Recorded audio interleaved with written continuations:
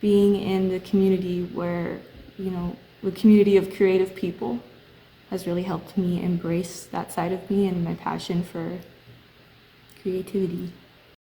Karina Schneider has found her community of creative people in our Fine Arts Certificate program.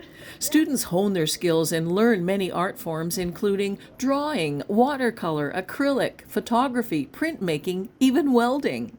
If you, like Karina, enjoy expressing yourself with or through art, this program can help you design your artistic future. It's a real profession. It's a real, you know, passion, and it does touch a lot of people, and it does make a lot of jobs, especially today with social media and technology. There's so much art out there that we don't even realize, and being taken seriously in this community has been, you know, it's been very important to me and very helpful. And the piece has a lot of movement and fluidity to it. It's really beautiful, dynamic, engaging piece, very compelling. I would be drawn to this if it was in a gallery. It's wonderful. Thank you. Program instructor Pierre Oberg is himself an artist who's had works exhibited in galleries both nationally and internationally. How about you're over here? I'll put this like this and this.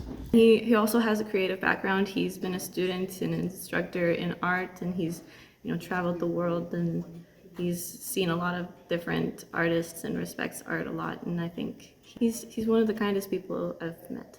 The program he teaches includes classes on art history, drama, and poetry, but above all, it's hands-on. With his Bachelor and Master of Fine Arts, Pierre knows how to inspire students for success. Yeah, really perfect. Beautiful. Nice job. Thank you, sir. Not sure whether or not you are an artist? This is the perfect program to find out. If you're a creative person and you just want to dip your toes in the water of, you know, art and the possibilities to it, I think this is a really good start. For more information on the Fine Arts Certificate program, find the Arts tab at portagecollege.ca.